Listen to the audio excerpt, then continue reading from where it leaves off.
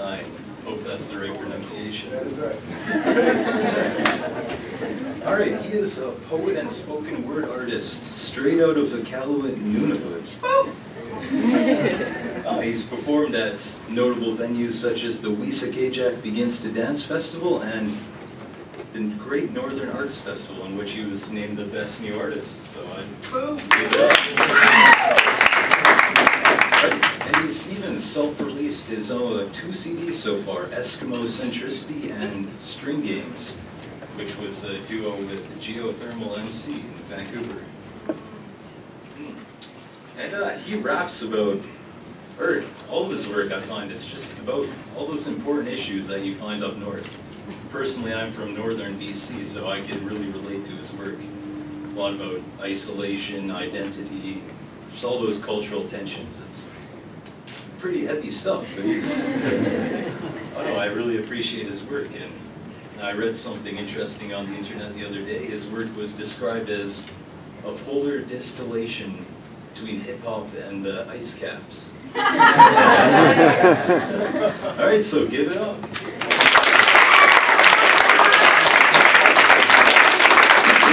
Okay, this is a true fact, and my daughter can attest to this because she's the one who told me. 1 billion years ago, the days on Earth were only 18 hours long. Okay? So I want you to think about what's the first thing that comes into your mind when you think of that? 1 billion years ago, the days were only 18 hours long. Kate, what's the first thing that pops into your mind? Which 6 hours are we losing? What's the first thing that pops into your mind? I think when did, like, how quickly did that change? How quickly did what change? The length of the days. The length of the days, right. And I'm pretty sure most of you will have thought of something along those lines.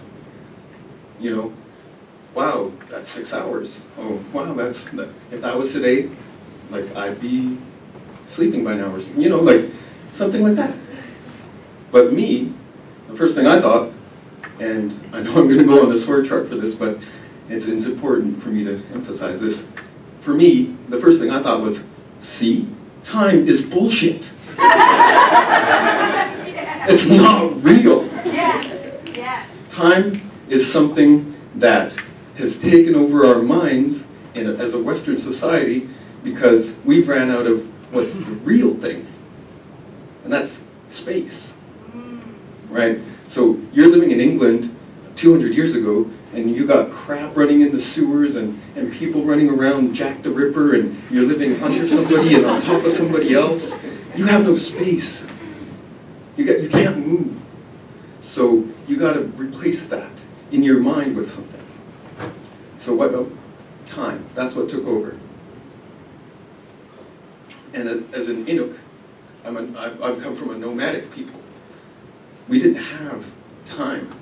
We have now, tomorrow, and the rest of whatever it is ahead of us. We have now, we have yesterday, and everything else past that, the other way. There's no, you know, in 6 months and 3 days, we're going to have this happen, and, you know, we moved around the land, we had space, so we didn't need time, right? So, as a Canadian, and as a people, as Inuit, we've had to adapt very quickly to a completely different way of seeing the world. We've had to stop acting like space is important and start acting like time is important. And that's a very difficult thing to do if you don't actually have a true concept of what time is. And as a people, we don't, you know? So, I'm going to actually spit something pre-written now. A lot of this stuff is going to be short. In hip-hop parlance, 16 bars, which in a lot of songs ends up being like 40 seconds. You know, so I'd have to spit like 64 bars to fill out a slam slot. But that's what the rambling's for, I guess. So, all right. Take a rare rhyme scheme. Check, check. Take a rare rhyme scheme, run stealthily with it like a thief. But from the hill to the street, it's Canada should be drawing the most heat. Chronically hungry and constantly stealing, like they tried with that old NLCA agreement. You think we wouldn't have had it. Take what was ours, stuff that was useless, let the federal government have it. Put the army up there if they need somebody to inhabit. I'm not trying to help you pretend that you care rats about it. Only the minerals and oils ready to be extracted. We paid in years and we paid in our taxes. Lonely for millennia just so that we could have it. But now the Feds try to run past it. Chicken legs don't carry them far, so they reach out to snatch it. Pull out the snowmobile with afterburners. Leave smoke in their eyes so they can't see. Their noses and mouths so they can't breathe. Take our own sovereignty, kick it into ludicrous speed. Boom!